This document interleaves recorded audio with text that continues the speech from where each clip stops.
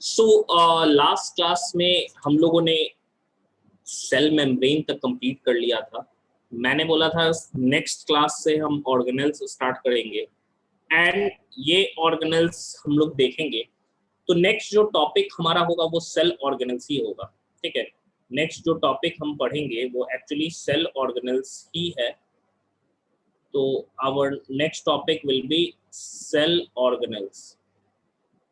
देखिए, cell organelles हम लोग कहते किसको है? तो जो लिविंग कंपोनेंट होता है सेल के अंदर या साइटोप्लाज्म के अंदर, उसी को हम लोग सेल ऑर्गेनेल्स कहते हैं। Living component present in cytoplasm, living component present in cytoplasm. Cytoplasm के अंदर जो लिविंग कंपोनेंट होता है इसी को हम लोग कहते हैं, हाँ साथ साथ लिखना भी, तो इन्हीं को हम लोग सेल ऑर्गेनेल्स भी कहते हैं। अब देखिए, सेल ऑर्गेनेल्स में various type of cell organelle पढ़ना है। पहला जो हमको ऑर्गेनेल पढ़ना है वो पढ़ना है एंडोप्लाज्मिक रेटिकुलम। तो हेडिंग हम डालेंगे एंडोप्लाज्मिक रेटिकुलम। एंडोप्लाज्मिक रेटिकुलम, देखो एंडोप्लाज्मिक रेटिकुलम की हम बात कर रहे हैं। इसमें दो तीन वर्ड है या दो तीन वर्ड से मिलकर बना हुआ है। सबसे पहला जो वर्ड है वो है एंडो, दूसरा वर्ड जो है वो है plasmic and third word is reticulum. सबका ही मतलब हम लोग देख लेते हैं। अगर हम बात कर रहे हैं एंडो का, एंडो का मतलब होता है inside. Inside plasmic word cytoplasm से लिया गया है, साइटोप्लाज्म से लिया गया है। एंड रेटिकुलम का मतलब नेटवर्क होता है। अब यहाँ पे नेटवर्क किस चीज का है? Network of fine tubes. Fine tubes, fine tubes का भाई नेटवर्क है। अगर मैं इसके स्ट्रक्चर की बात करूं तो ये न्यूक्लियस से अटैच होता है। कुछ ऐसा स्ट्रक्चर देखने को मिलता है, बनाते हम लोग।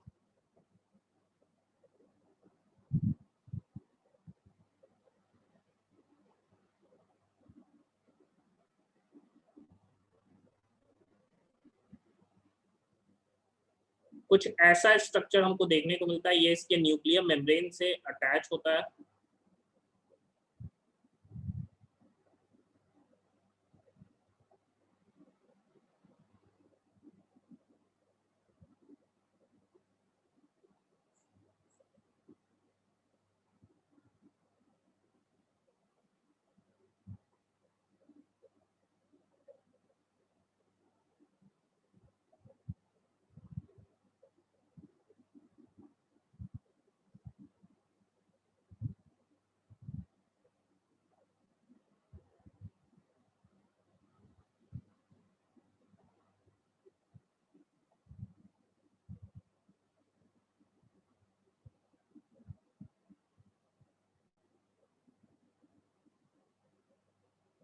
ठीक है, कुछ ऐसा स्ट्रक्चर हमको देखने को मिलता है। ट्यूब्यूलर नेटवर्क है। जैसे ये हो गया हमारा न्यूक्लियर मेम्ब्रेन। न्यूक्लियस के अराउंड जो मेम्ब्रेन होता है उनको हम लोग न्यूक्लियर मेम्ब्रेन कहते हैं। इसके आउटर वॉल से ही ये अटैच होता है। सर इसके पीछे भी कुछ लिखवा है क्या? नहीं, इसके पीछे कुछ नहीं, ये वाला साइड है।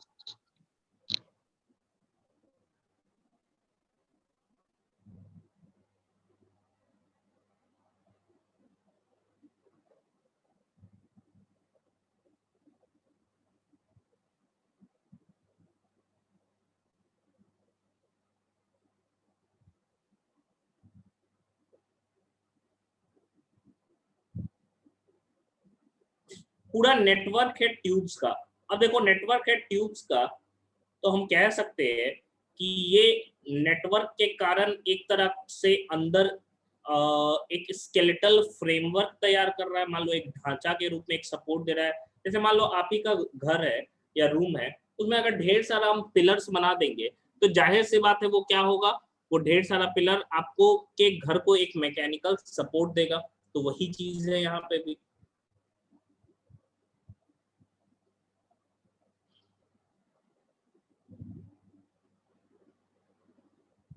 जैसे मान लो ये एंडोप्लाज्मिक रेटिकुलम कहाँ से है भाई, यहाँ से, ये हमको नजर आ रहा है।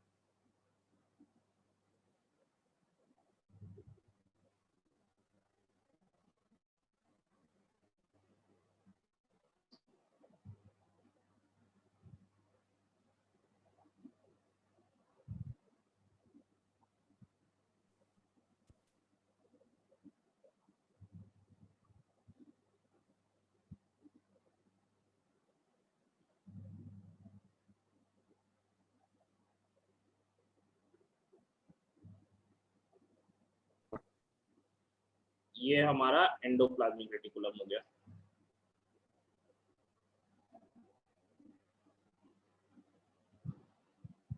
और एंडोप्लाज्मिक रेटिकुलम अटैच किस चीज से भाई, तो न्यूक्लियर मेम्ब्रेन से।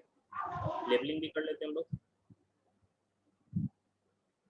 ये हमारा न्यूक्लियर मेम्ब्रेन हो गया, ये न्यूक्लियर मेम्ब्रेन हो गया। न्यूक्लियर मेम्ब्रेन के अंदर तो स्ट्रक्चर वो न्यूक्लियस में पढ़ेंगे कि क्रोमोसोम वगैरह जो प्रेजेंट रहता है। यहाँ पे बस हमको इतना ही देखना है, न्यूक्लियर मेम्ब्रेन हो गया हमारा भाई, एंड ये स्ट्रक्चर हो गया। अब देखो ये न्यूक्लियर मेम्ब्रेन है,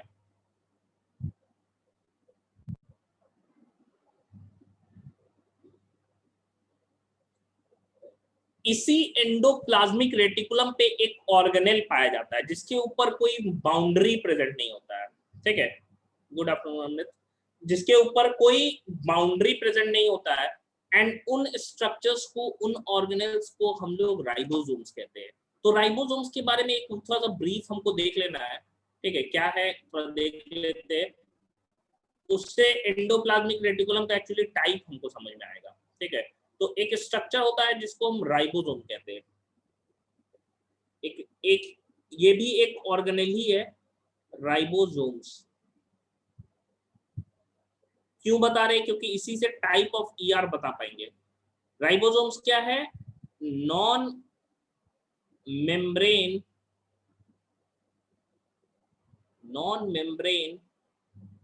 बाउंड ऑर्गेनेल है भाई, नॉन मेम्ब्रेन बाउंड ऑर्गेनेल है। ठीक है, अगर मैं इसके साइज की बात करूं तो दो तरीके का होता है।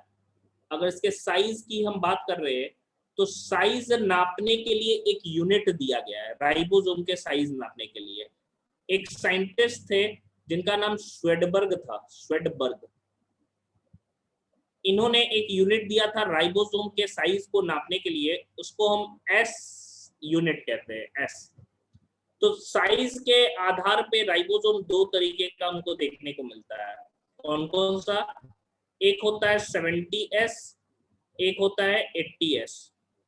70S राइबोसोम याद करना, मैंने बताया था प्रोकैरियोटिक सेल में पाया जाता है, प्रोकैरियोटिक सेल में पाया जाता है। एंड 80S किस में पाया जाता है भाई, यूकैरियोटिक सेल में पाया जाता है, सेल में पाया जाता है। तो राइबोसोम्स का अगर मैं फंक्शन बोलूं तो फंक्शन क्या होता है, एक ही इसका काम होता है, वो होता है प्रोटीन को बनाना। फंक्शन होता है synthesis of protein, synthesis of protein. इतना समझ में आया। मतलब एक non membrane particle like structure है जिसको हम राइबोसोम्स कह रहे हैं। एंड राइबोसोम्स के साइज को नापने के लिए कि कितना बड़ा राइबो, जैसे हम लोग यूनिट बहुत सारा होता है ना, लेंथ को नापने के लिए मीटर किलोमीटर यूज करते हैं, सेंटीमीटर यूज करते हैं, मास को नापने के लिए हम लोग ग्राम किलोग्राम यूज करते हैं, टाइम को नापने के लिए सेकंड आवर मिनट यूज करते हैं। तो उसी तरह राइबोसोम के साइज को नापने के लिए स्वेडबर्ग यूनिट दिया था जिनका नाम स्वेडबर्ग यूनिट, उसी के नाम पे पड़ा। तो साइंटिस्ट का नाम है भाई स्वेडबर्ग यूनिट। दो तरीके का राइबोसोम देखने को मिल रहा है, कौन कौन सा, एक हो गया मेरा 70S, दूसरा हो गया 80S। ठीक है, अगर मैं फंक्शन की बात करूं तो फंक्शन है भाई क्या, तो ये है फंक्शन, सिंथेसिस ऑफ प्रोटीन। ठीक है, अब इसके बेसिस पे हम लोग एक्चुअली देखेंगे राइबोसोम। नॉन मेम्ब्रेन का मतलब होता है कोई बाउंड्री नहीं। कौशिक, अब आवाज आ रही है मेरी क्लियर? किसको दिक्कत हो रही है, वॉइस लैग हो रही है? यस सर, अब आ रहा है सर। केवल आपका बोर्ड सर कभी कभी हिल रहा है। स्क्रीन हिल रहा है। Audio video clear? Yes sir, अब सर हो गया ठीक। Okay sir. तो देखिए, तो हम लोगों ने ये देखा कि एक ऑर्गेनेल है भाई जिसको हम कह रहे हैं राइबोसोम। राइबोसोम कैसा होता है? पार्टिकल जैसा होता है, दाना जैसा, जैसे सरसों होता है ना वैसे ही दानेदार होता है। एंड इसके साइज को नापने के लिए एक यूनिट है जो स्वेडबर्ग नाम के साइंटिस्ट ने दिया था, जिसको एस यूनिट कहते हैं। इसी साइज के हिसाब से दो तरह का हमको डिफरेंट राइबोसोम देखने को मिलता है। प्रोकैरियोटिक में छोटा राइबोसोम होता है 70S टाइप का, यूकैरियोटिक सेल में 80S टाइप का होता है। मतलब बैक्टीरिया में 70S का पाया जाएगा, हम में 80S का राइबोसोम पाया जाएगा। अब देखो, एंडोप्लाज्मिक रेटिकुलम को इस बेसिस पे दो तरीके से कि राइबोसोम उस पे पाया जाता है या नहीं पाया जाता है, इस बेसिस पे दो तरीके से डिवाइड करते हैं। एक वो राइबोसोम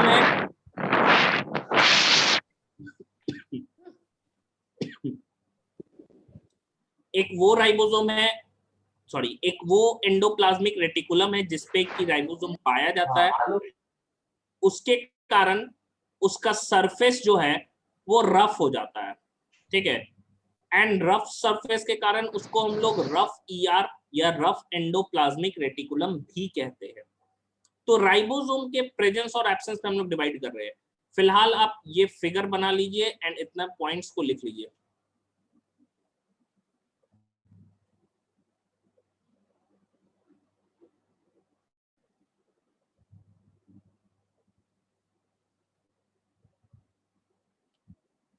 ओके, 1 मिनट, जल्दी बाकी लोग जो नहीं लिखे लिखिए।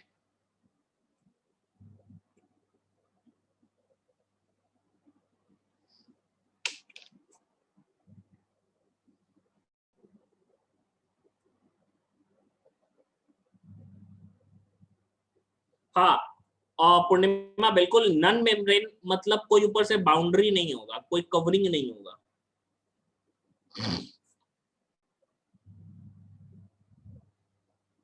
अब देखिए, इसी में हम लोग देख रहे हैं, ये तो हम लोग लिख लिए। अब हम लोग कह रहे हैं राइबोसोम के प्रेजेंस और एब्सेंस पे हम लोग एक्चुअली डिवाइड भी की है, ठीक है। राइबोसोम पाया जा रहा है या नहीं पाया जा रहा है इस बेसिस पे। Suppose this is ribosome. Endoplasmic reticulum का वो पार्ट जिसपे कि राइबोसोम्स पाए जाते हैं वो पार्ट रफ हो गए। क्यों भाई? क्योंकि इस पे राइबोसोम्स पाए जा रहे हैं। तो राइबोसोम्स जब पाया जाएगा तो इसको रफ एंडोप्लाज्मिक रेटिकुलम हम लोग कहते हैं। एंड जिसपे नहीं पाया जाता है क्योंकि वो चिकना होगा बिल्कुल, तो स्मूथ एंडोप्लाज्मिक रेटिकुलम के नाम से इसको हम लोग जानते हैं। तो दो तरह के एंडोप्लाज्मिक रेटिकुलम हो गया, किस बेसिस पे भाई? राइबोसोम के प्रेजेंस या एब्सेंस पे, ठीक है। ये हमारे जो दिख रहे ग्रैनुलर स्ट्रक्चर्स, ये एक्चुअली क्या है? राइबोसोम्स है, राइबोसोम्स। तो राइबोसोम्स के प्रेजेंस और एब्सेंस के कारण ये वाला पार्ट क्या हो गया? रफ हो गया, rough endoplasmic reticulum. Endoplasmic reticulum को ईआर भी हम लोग बोलते हैं, ईआर। तो इसको आरईआर भी बोलते हैं, आरईआर। दूसरा क्या हो गया? इस पे राइबोसोम नहीं पाया जा रहा है, तो ये ईआर का पार्ट क्या हो गया? स्मूथ हो गया। तो इसको हम लोग स्मूथ ईआर कह सकते हैं, या फिर इसको एसईआर कहते हैं, एसईआर। तो ईआर दो तरह का हमारा हो गया। एक क्या है भाई? एक स्मूथ है, एक रफ है। बेसिस हमारा क्या है? तो बेसिस है राइबोसोम का पाया जाना या फिर नहीं पाया जाना।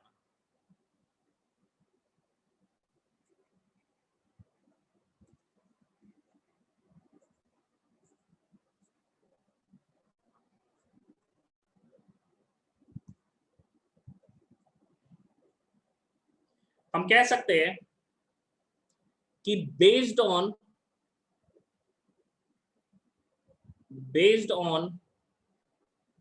the presence of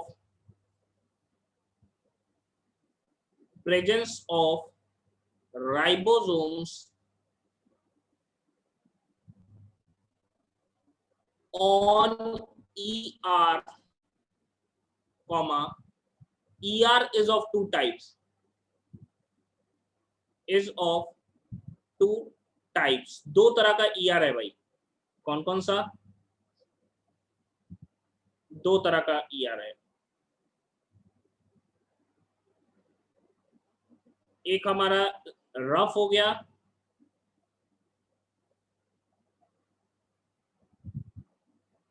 दूसरा हमारा स्मूथ हो गया। ठीक है, एक रफ हो गया, दूसरा हमारा स्मूथ हो गया।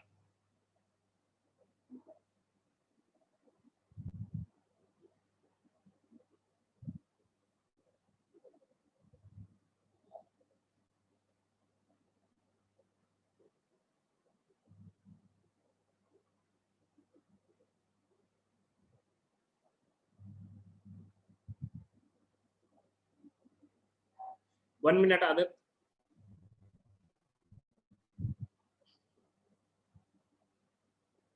हाँ, क्या हो गया, बोलिए।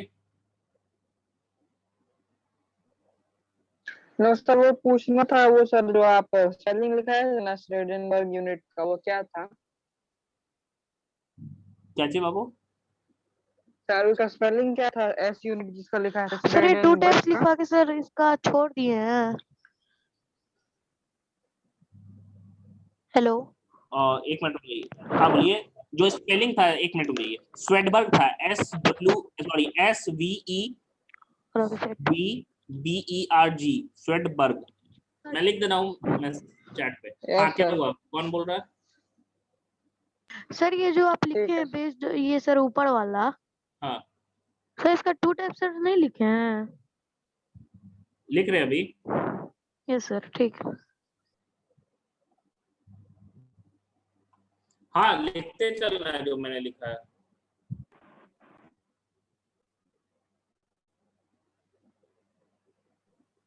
तो दो तरह का कौन कौन सा है भाई? एक हो गया रफ RER जिसको मैंने बोला, और दूसरा क्या हो गया? SCR हो गया, SER। एक RER हो गया, दूसरा हमारा SCR हो गया।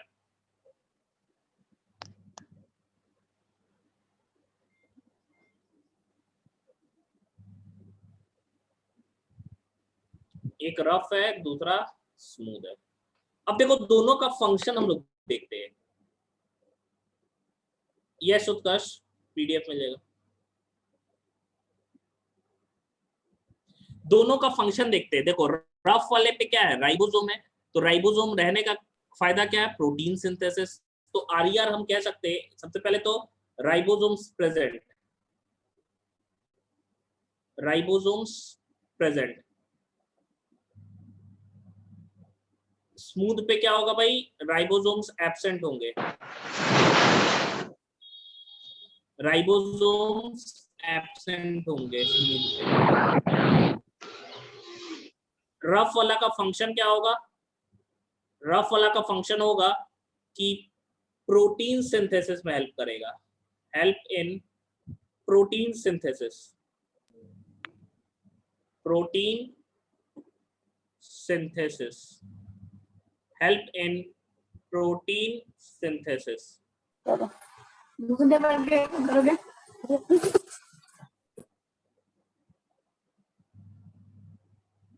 दूसरा देखो स्मूथ वाला करेगा क्या? स्मूथ पे तो राइबोसोम्स नहीं पाया जा रहा है, लेकिन स्मूथ वाला जो है वो फैटी सब्सटेंस को सिंथेसाइज करता है जिन्हें हम लिपिड्स कहते हैं। तो हम कह सकते हैं help in synthesis of, help in synthesis of lipids. Lipids हमारे हम लोगों ने देखा है, लिपिड्स क्या है भाई? फैटी सब्सटेंस है। ये क्या है भाई? फैटी सब्सटेंस है, फैटी सब्सटेंस। ये तो RER और SCR का फंक्शन हो गया। अगर टोटल ER का फंक्शन देखते हैं हम लोग, तो पूरा का पूरा endoplasmic reticulum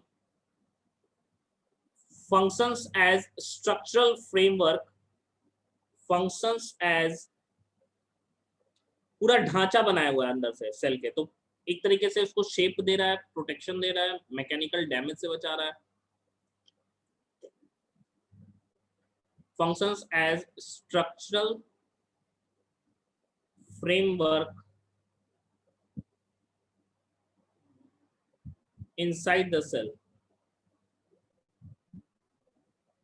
inside the cell, cell के अंदर ये स्ट्रक्चरल फ्रेमवर्क का फॉर्मेशन कर रहा है।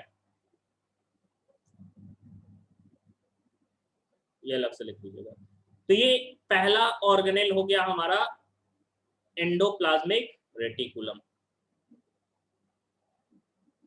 तो एंडोप्लाज्मिक रेटिकुलम राइबोसोम्स के आधार पे दो तरीके का हो गया, एक हमारा हो गया रफ, दूसरा हो गया स्मूथ। रफ वाले का क्या फंक्शन है? Protein synthesis. स्मूथ वाले का क्या फंक्शन है भाई? तो लिपिड को सिंथेसाइज करता है। ईआर का मतलब एंडोप्लाज्मिक रेटिकुलम, शॉर्ट में लिखते हैं ईआर। आरईआर मतलब रफ एंडोप्लाज्मिक रेटिकुलम, एसईआर मतलब smooth endoplasmic reticulum.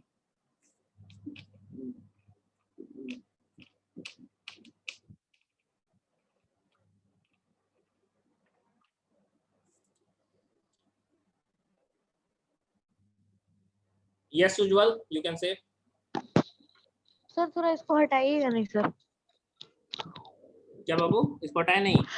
Yes sir थोड़ा 2 मिनट रुकिएगा ना, लिख ले। हाँ हाँ लिखिए ना, 3-4 मिनट दे रहे हैं, लिख लीजिए, बना लीजिए, फिगर नहीं बनाया।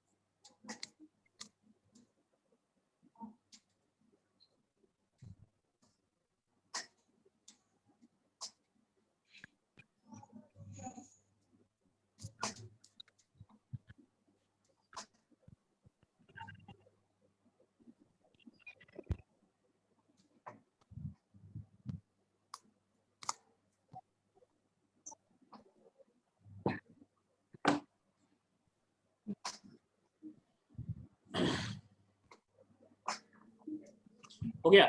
चलिए देखिए, ये पहला हम लोगों का ऑर्गेनेल हो गया। दूसरे ऑर्गेनेल की हम बात कर रहे हैं, तो सेकंड जो ऑर्गेनेल है इसी के जैसा रहता है, जिसको गोल्गी बॉडी कहते हैं हम लोग। इसका बहुत सारा नाम है, इसको गोल्गी बॉडी कहते हैं, गोल्गी कॉम्प्लेक्स कहते हैं, गोल्गी बॉडी हो गया। एक साइंटिस्ट थे जिनका नाम कैमिलो गोल्गी था, उन्हीं के नाम पे इस ऑर्गेनेल का नाम दिया गया है। गोल्गी बॉडी हो गया, गोल्गी हो गया, गोल्गी कॉम्प्लेक्स हो गया, गोल्गी ऑपरेटर भी कहते हैं।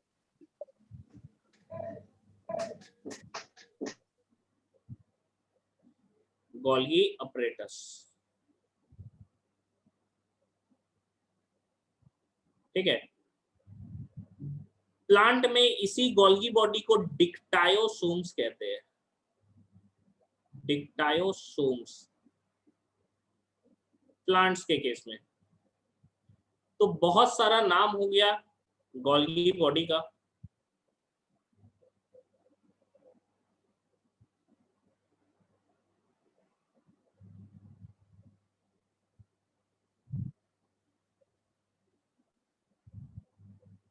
बहुत सारा नाम हो गया Golgi complex, Golgi body, Golgi apparatus, dictyosome plants के केस में हम लोग कहते हैं।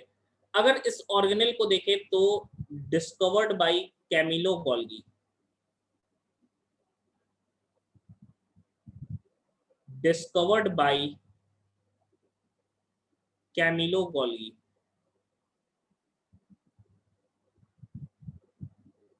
Camillo Golgi.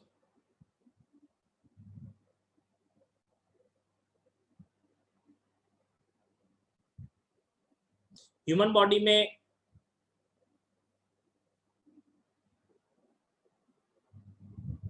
इसका नाम ह्यूमन बॉडी में गोल्गी बॉडी ही है। 1898 में, 1898 में।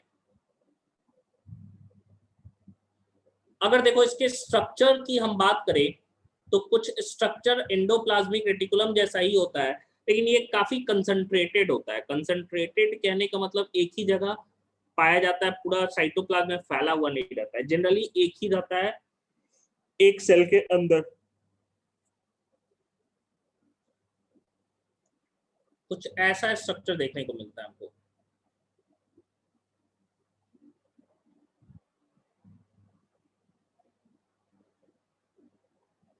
जैसे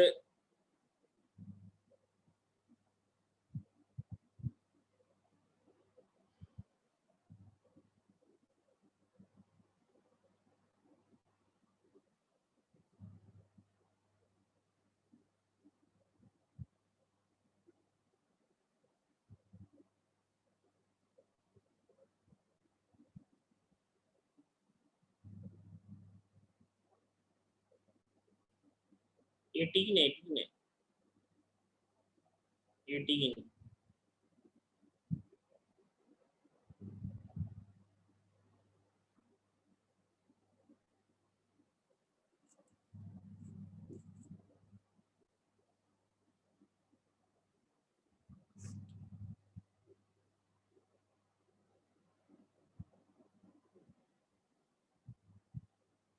गोल्गी बॉडी का मेन काम जो होता है वो पैकेजिंग का होता है।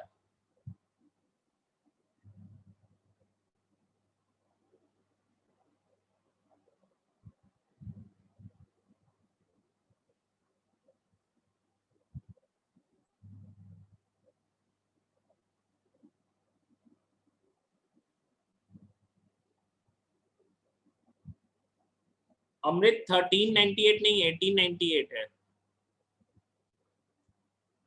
लिखे भी 18 है, आपके स्क्रीन पे नहीं दिख रहा होगा, पता नहीं, आई थिंक।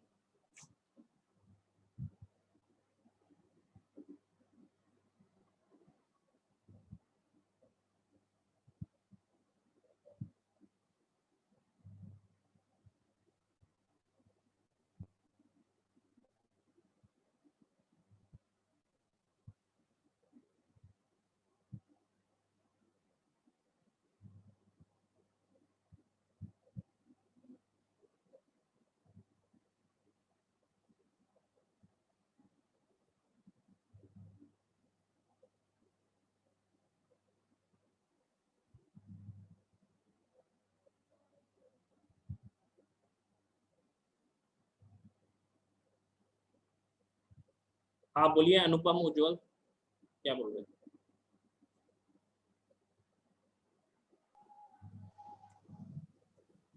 फिगर बनाना है क्या? कैसे सर फिगर भी बनाना है। हाँ फिगर भी बनाना है। Okay sir. नोट कर लीजिए।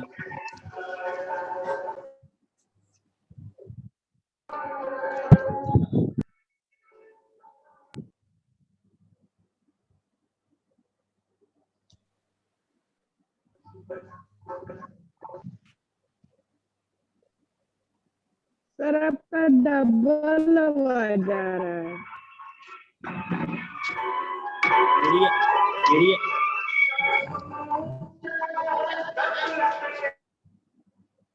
मेरी आवाज क्लियर नहीं है, लैग हो रही है, थोड़ा सा ध्यान दीजिए, समझ में आएगा। देखिए नेटवर्क का इशू है थोड़ा सा। कह रहे हैं कि ये हमारा गोल्गी बॉडी हो गया, गोल्जी बॉडी में जो स्ट्रक्चर्स अभी हमको दिख रहे हैं, इन स्ट्रक्चर्स को डिस्क लाइक स्ट्रक्चर होते हैं, इनको सिस्टर्नी के नाम से जानते हैं हम लोग, सिस्टर्नी। एंड एक्चुअली में गोल्जी बॉडी का काम होता है कि ये पैकिंग करता है। मान लो कि हमको कहीं सामान भेजना है ट्रक से, तो सिर्फ लोडिंग या सामान हमको नहीं चाहिए कि सामान है किसी तरह ट्रक पे फेंक दिए और पहुंच जाएगा अपने जगह पे, ऐसा नहीं है।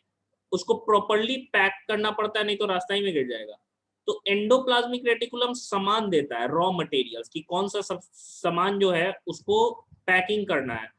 एंड पैक करने का काम है, ये बहुत अच्छा पैकर है, पैक करने का काम है किसका, तो ये मान लो कि एंडोप्लाज्मिक रेटिकुलम हो गया, ये ईआर है। यहाँ से जो भी सब्सटेंस समझो कि पैक होना रहता है वो इसके कोना में चले जाता है, ये क्या होता है ऐसे दबता है एंड एक बैग लाइक स्ट्रक्चर के रूप में बंद के एक वेसिकल्स के रूप में ये सामान जाके निकल जाता है यहाँ से और जाता है यहाँ इस गोल्जी बॉडी से, ये जाके फ्यूज करता है, गोल्जी बॉडी उसको पैक करता है, यहाँ से क्या होता है फाइनली सब्सटेंस मैच्योर होके निकल जाता है बाहर।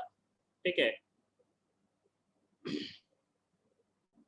ये हमारा ईआर हो गया, ये हमारा वेसिकल्स हो गया, वेसिकल्स फ्यूज कर रहे हैं एंड मॉडिफाई करके ये क्या है fully modified and packed vesicle.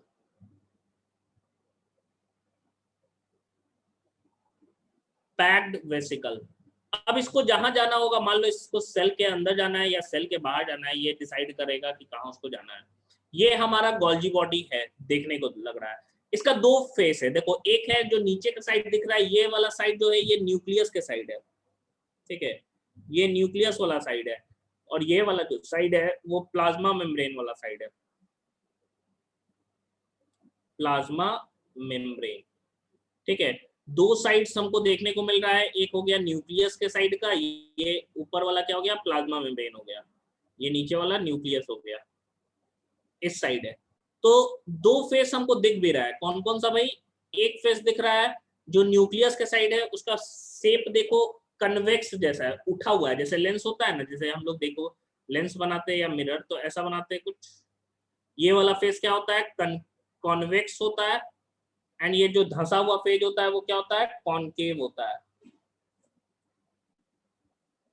ठीक है, तो उसी तरह इसका भी दो फेस है, कौन कौन सा भाई, एक है कॉन्वेक्स किस साइड न्यूक्लियस के साइड, दूसरा है कनकेव किस साइड प्लाज्मा मेम्ब्रेन के साइड।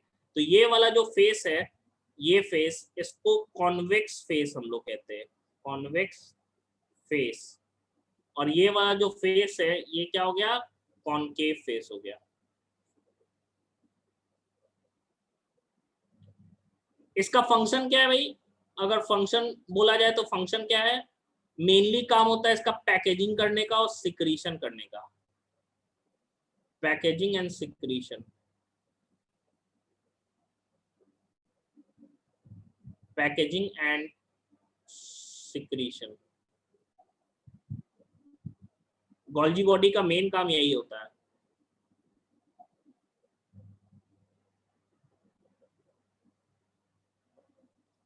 मेन काम यही होता है गोल्जी बॉडी का। तो ये हमारा स्ट्रक्चर हो गया गोल्जी बॉडी का, ये हमारा फंक्शन हो गया। स्ट्रक्चर में दो फेस नजर आ रहा है, एक फेस है कॉन्वेक्स, दूसरा फेस है कॉनकेव। ठीक है, दो फेसेस है हमारे पास, कन्वेक्स वाला रहता है न्यूक्लियस के साइड, कॉनकेव वाला किधर रह रहा है तो प्लाज्मा मेम्ब्रेन के साइड।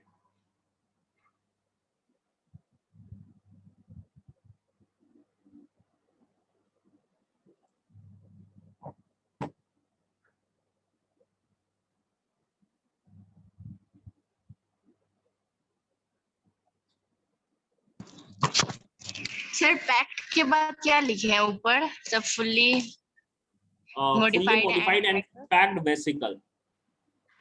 Yes sir.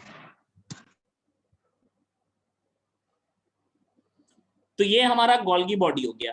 दो ऑर्गेनेल हम लोगों ने देखा, अब इसके बाद का ऑर्गेनेल देखते हैं, तीसरा।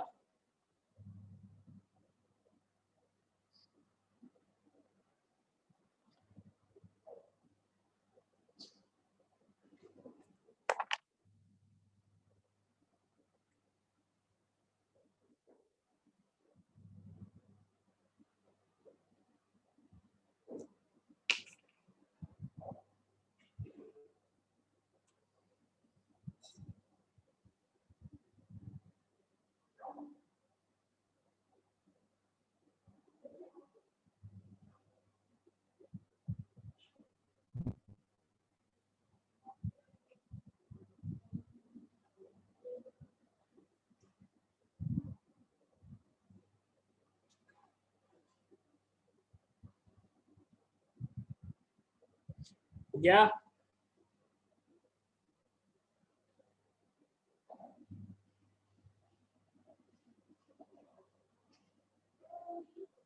हाँ बिल्कुल अमृत, नोट करिए।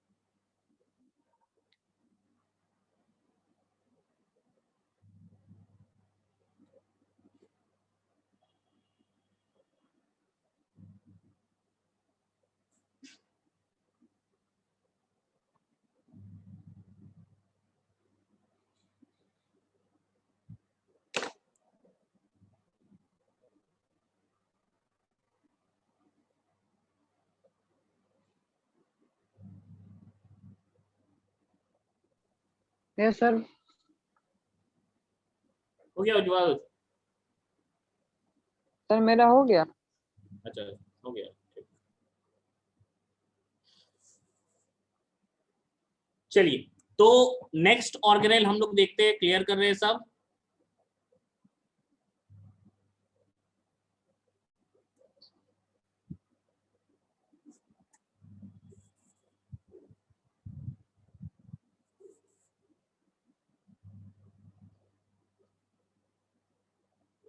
देखिए, नेक्स्ट जो ऑर्गेनेल है थर्ड नंबर, वो है हमारा लाइसोसोम्स। लाइसोसोम्स है क्या? लाइसोसोम्स हम कह सकते हैं स्मॉल बैग लाइक स्ट्रक्चर्स है, स्मॉल बैग लाइक स्ट्रक्चर्स।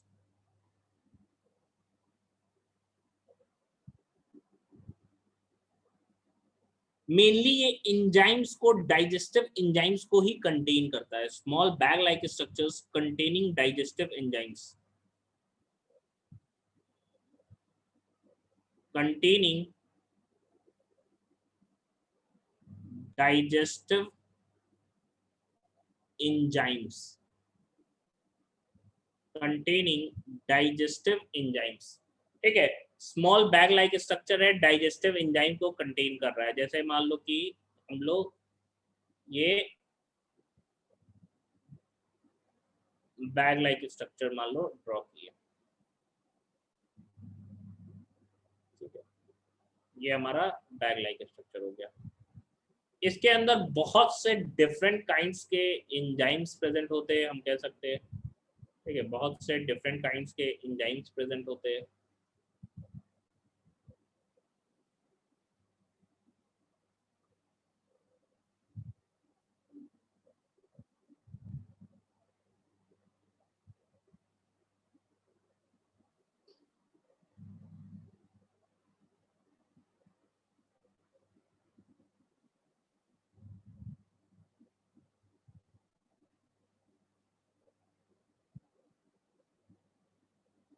हम कह सकते हैं ये हमारा क्या हो गया, लाइसोसोम हो गया, ये डाइजेस्टिव एंजाइम्स हो गए।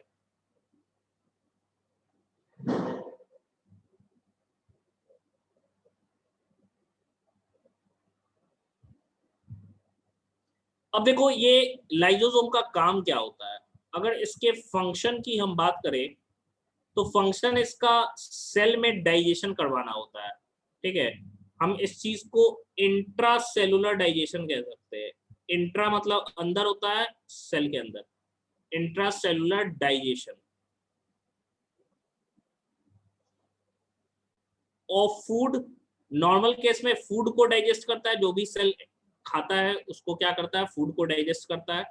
साथ ही साथ जितने भी ऑर्गेनेल मर जाते हैं या टूट जाते हैं, ठीक है, हम कह सकते हैं and damaged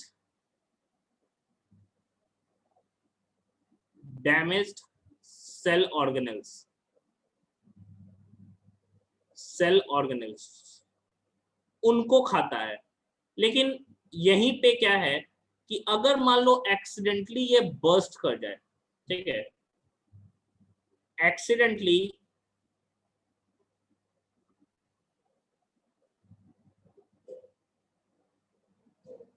if they burst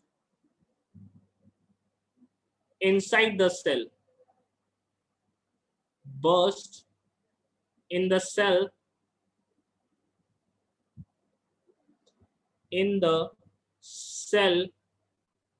then जितने भी लिविंग कंपोनेंट होते हैं ना उनको डाइजेस्ट कर देता है। दे digest the living cell organelles of the cell, living cell organelles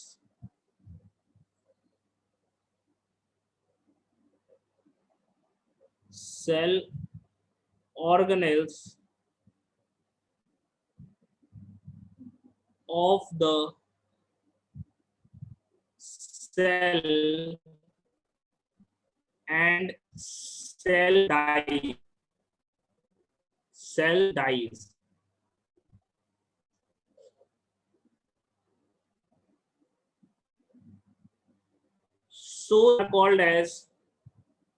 So they are called as, इसी कारण से इनको हम लोग सुसाइडल बैग भी कहते हैं। They are called as suicidal bag,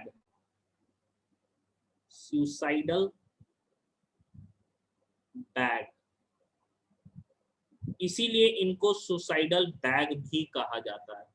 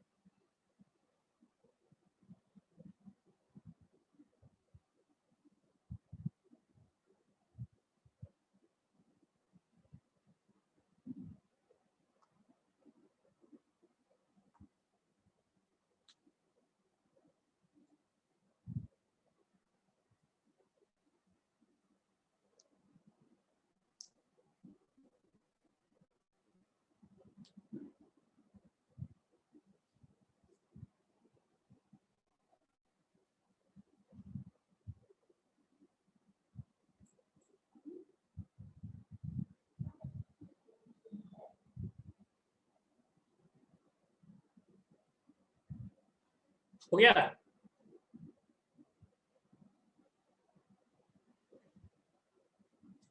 There are more than 50 types of digestive enzymes are present. 50 types of.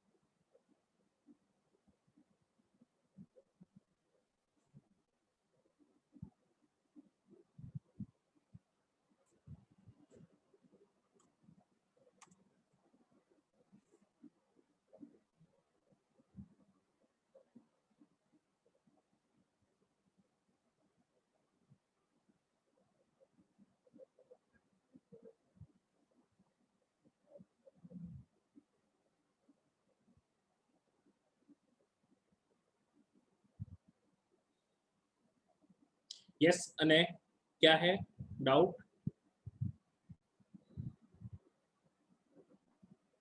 You can unmute yourself and ask. Sir जो आपने ब्लू बैग बनाया है वही लाइबोसोम्स है ना? हाँ, ब्लू बैग जो मैंने बताया वही लाइसोसोम है। ब्लू सर्कल वही लाइबोसोम है?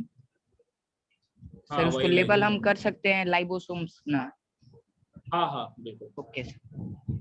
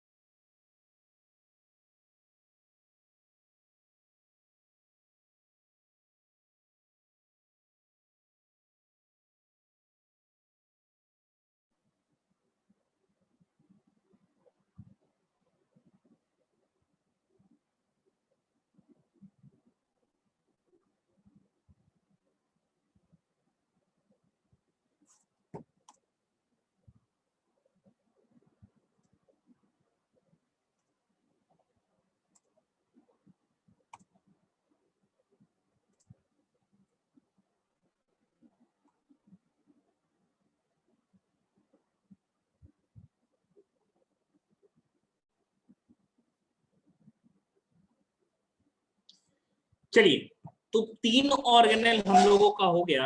अगर मैं चौथे ऑर्गेनेल की बात करूं, फोर्थ ऑर्गेनेल हमारा, ठीक है, तो फोर्थ ऑर्गेनेल है, इसे हम वैक्यूल्स कहते हैं। वैक्यूल्स। वैक्यूल भी सिंगल मेम्ब्रेन बाउंड होता है, एक ही मेम्ब्रेन से घिरा हुआ होता है। एंड ये वैक्यूल के अंदर मेनली वाटर प्रेजेंट होता है एंड कुछ अमाउंट में salt, certain salts and waste product present होता है। ठीक है, तो हम कह सकते हैं large bag like structure, bag like structure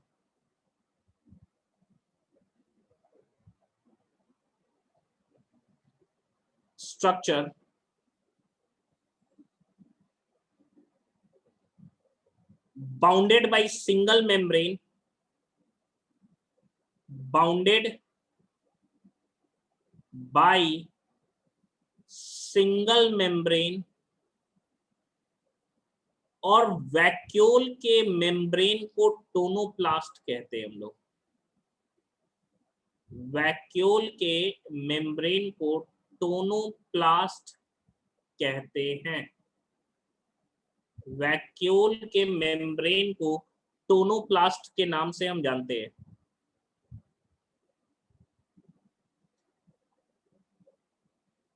It mainly contains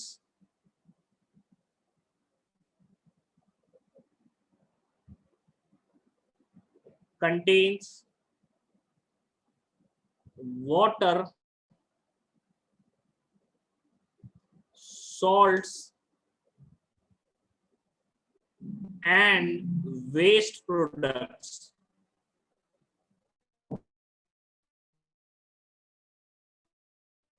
Waste products. ठीक है, ये मेनली सॉल्ट वाटर और वेस्ट प्रोडक्ट को ही कंटेन करता है। एनिमल्स में वैक्यूल छोटे साइज के होते हैं, ठीक है। इन एनिमल्स या इन एनिमल सेल हम लोग लिख सकते हैं। In animal cell vacuoles are of smaller size, जिसके वजह से वैक्यूल छोटा होता है ना, तो एनिमल सेल में न्यूक्लियस बीच में पाया जाता है, so that nucleus is central in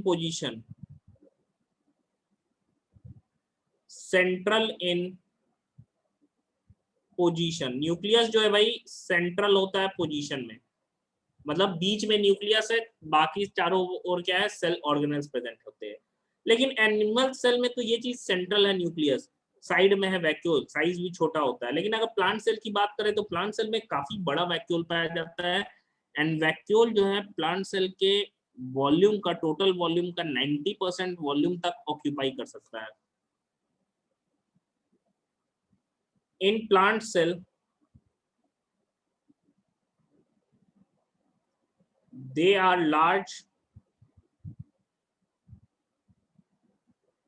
large and can even occupy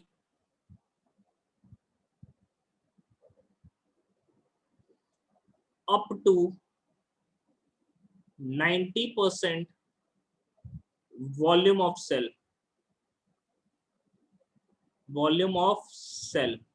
जिसके कारण क्या होता है कि वैक्यूल बीच में आ जाता है, न्यूक्लियस साइड में सेल मेम्ब्रेन के साइड चला जाता है, so that nucleus is peripheral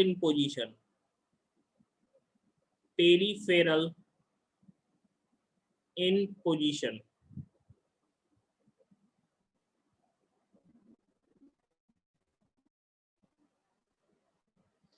तो ये वैक्यूल है। वैक्यूल का मेन काम है वेस्ट को स्टोर करना।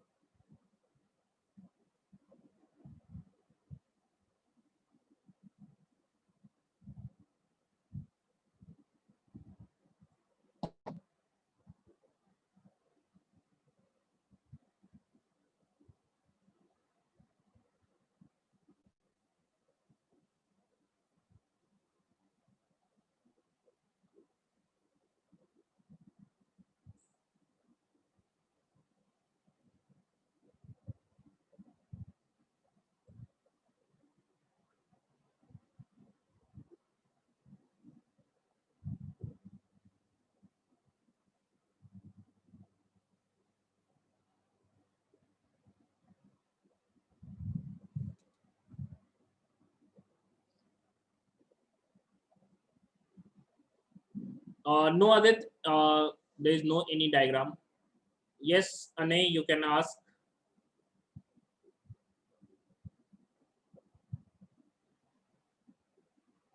Yes, Anay. सर, हाँ बोलिए। सर जो आपने एनिमल सेल लिखा है, हाँ, तो इसका मतलब सर आप ह्यूमन सेल में भी वो बताना चाहते हैं ना कि वैक्यूल जो है स्मॉलर साइज का होता है, ह्यूमन सेल में भी ऐसा होता है? एनिमल सेल हम लोग एनिमल में ही आते हैं। Yes sir. हाँ, तो और सर एक क्वेश्चन था हाँ। कि जो वॉक्यूल है प्लांट्स में हर सेल में पाया जाता है ना, और एनिमल्स में एवरी हाँ। सेल में होता है या सर किसी एक पर्टिकुलर सेल में होता है? वैक्यूल्स जो पुराने सेल होते हैं ना, ठीक है, यस सर। क्योंकि वेस्ट मटेरियल पुराने, जो प्लांट में मेरिस्टेमेटिक सेल होता है जो बहुत तेजी से डिवाइड करता है, उनमें वैक्यूल नहीं पाया जाता है, क्योंकि देखो वेस्ट जमा होने के लिए सेल को पुराना होना पड़ेगा। Okay sir, okay, got it sir.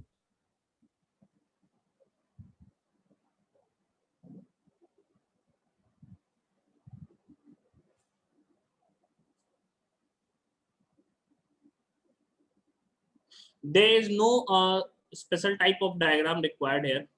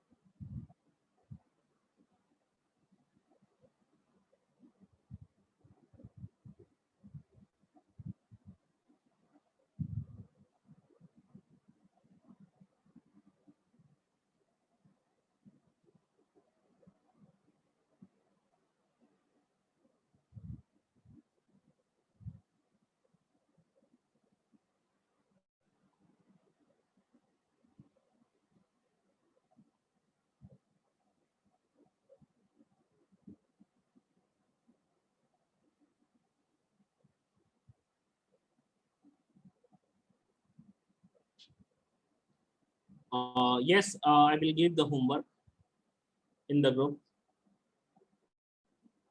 बता दूंगा 4.2 हम लोगों का चल रहा है, तो 4.2 में एग्जाम कॉर्नर है और कॉन्सेप्ट चेक है, दोनों करना है।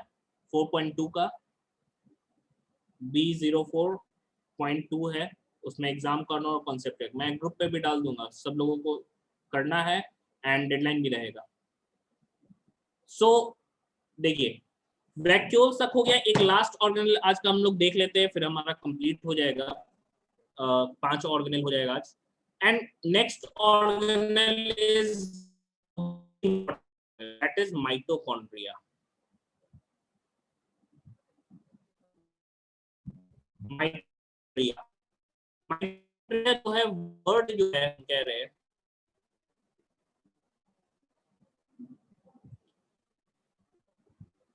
ये प्लूरल वर्ड है, सिंगुलर को माइटोकॉन्ड्रियन बोलते हैं, माइटोकॉन्ड्रियन। ये हो गया सिंगुलर, माइटोकॉन्ड्रिया इज प्लूरल। एक साइंटिस्ट थे बेंडा नाम के, उन्होंने डिस्कवर किया था इसको,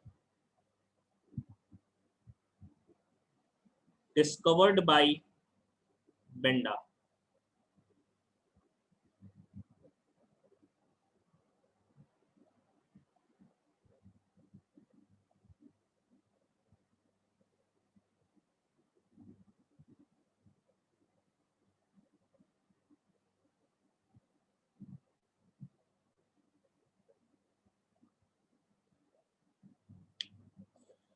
तो माइटोकॉन्ड्रिया की हम बात कर रहे हैं, तो माइटोकॉन्ड्रिया एक प्लूरल वर्ड है, सिंगुलर जो उसका वर्ड होता है वो माइटोकॉन्ड्रियन होता है।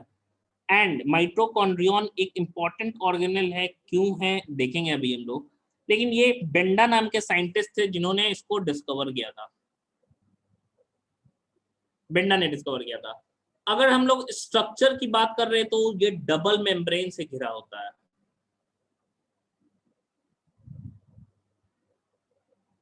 ये डबल मेम्ब्रेन ऑर्गेनल है, डबल मेम्ब्रेन ऑर्गेनल। स्ट्रक्चर देखते हैं थोड़ा हम लोग।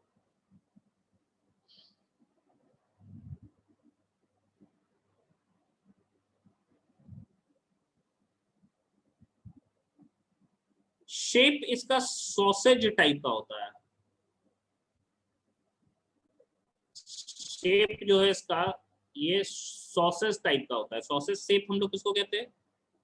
जैसे सॉसेज शेप कहते हैं जैसे हॉट डॉग में देखते हो, मतलब ओरिजिनल।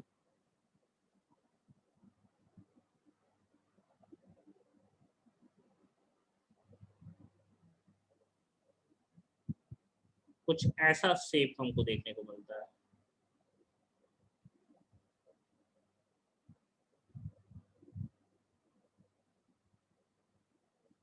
इसमें दो वॉल है,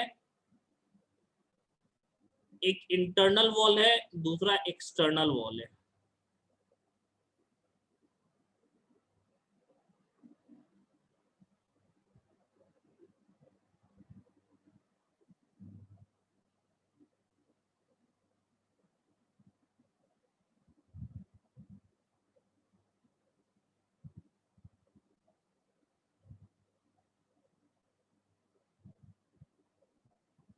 देखो ये आउटर मेम्ब्रेन है,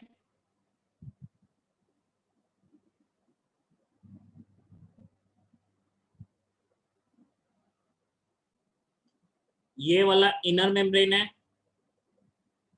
इनर मेम्ब्रेन अंदर की तरफ भी एक जेली लाइक सब्सटेंस होता है एंड जेली लाइक स्पेस होता है, जेली लाइक सब्सटेंस से भरा होता है, जिसको हम लोग मैट्रिक्स के नाम से जानते हैं।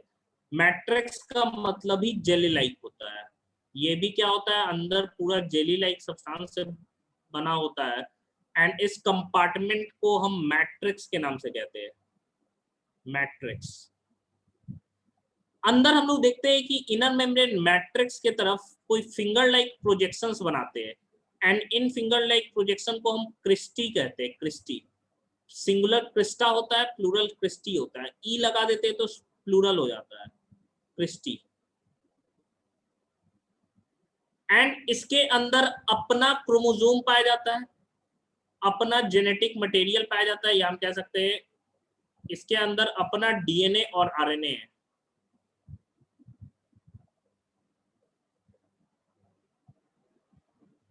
डीएनए है, इसके अंदर अपना ही आरएनए पाया जाता है। क्या होता है देखेंगे आरएनए वगैरह। एंड इसके अंदर अपना हम कह सकते हैं राइबोसोम भी पाया जाता है।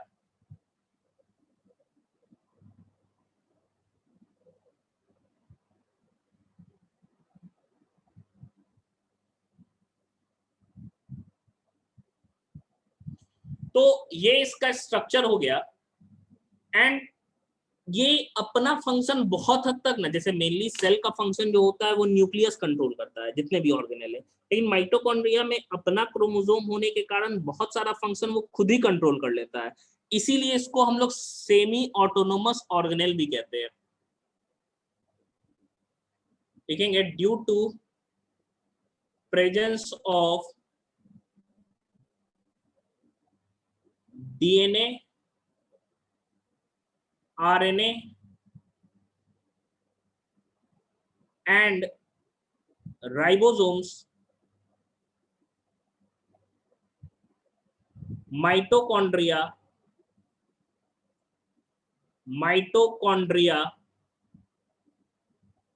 controls most of its functions. Most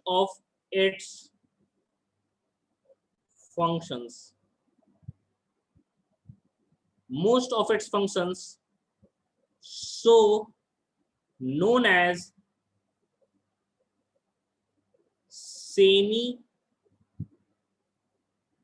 autonomous organelle. Semi autonomous organelle, semi autonomous organelles. ठीक है, इसको हम लोग सेमी ऑटोनोमस ऑर्गेनेल के नाम से जानते हैं क्योंकि ये अपना फंक्शन जो है खुद ही कंट्रोल करता है।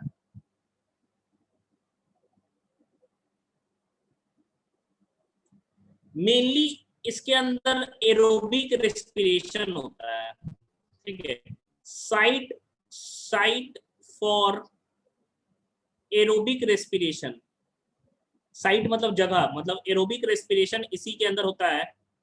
एंड रेस्पिरेशन के बाद से फूड का ऑक्सीडेशन होता है, एंड ऑक्सीडेशन के बाद से एनर्जी निकलता है। Energy is released, energy is released, and energy जो रिलीज होता है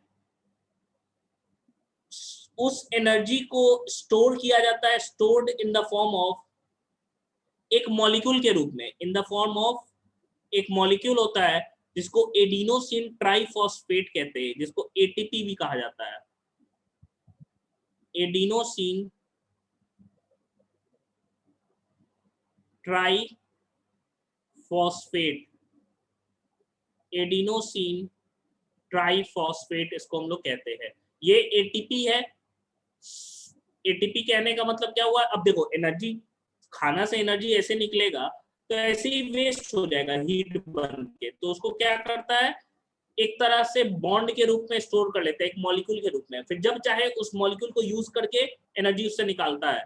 तो एटीपी जो है उसको एनर्जी करेंसी ऑफ सेल कहते हैं। एटीपी जो है इसको हम लोग एनर्जी करेंसी ऑफ सेल भी कह सकते हैं।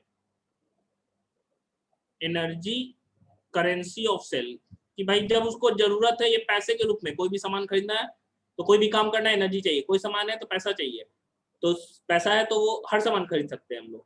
तो सिंपली एटीपी क्या है? एनर्जी करेंसी ऑफ सेल है। और माइटोकॉन्ड्रिया क्या है? इसको हम लोग power house of the cell कहते हैं। Power house of the cell, इसको हम लोग power house of the cell कहते हैं, एंड वो हमारा एनर्जी करेंसी ऑफ सेल हो गया। ये भाई power house of the cell हो गया। एंड एटीपी क्या हो गया? एनर्जी करेंसी ऑफ सेल हो गया। तो ये हम लोगों का माइटोकॉन्ड्रिया, 5 ऑर्गेनेल आज हम लोगों ने पढ़ा। एंडोप्लाज्मिक रेटिकुलम, दूसरा क्या है? गोल्गी बॉडी, तीसरा लाइजोसोम्स, चौथा वैक्यूल्स, एंड पांचवा माइटोकॉन्ड्रिया। 1 मिनट यहां तक नोट कर लीजिए, और कोई सवाल है तो पूछ सकते हैं। हाँ बोलिए उज्जवल।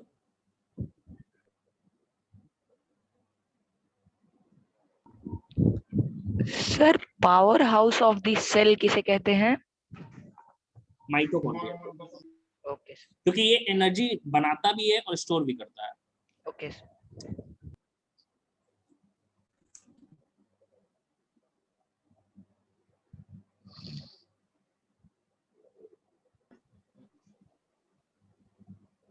यस अप्रमेय, पूछिए।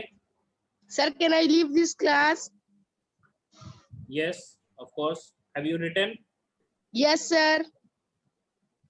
Can I leave, sir? Those who have written can leave. Yes, sir. Sir, can I leave? Yes, of course.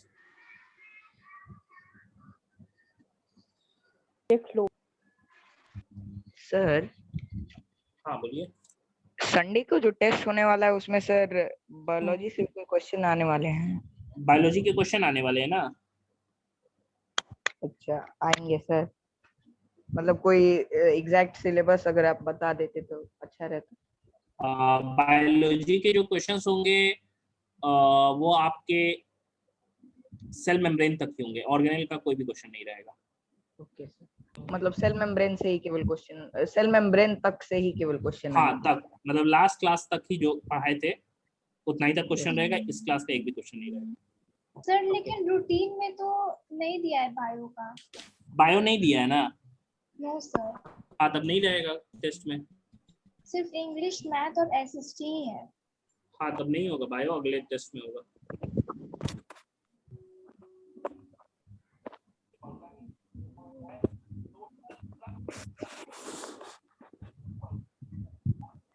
I have done sir, so I will leave.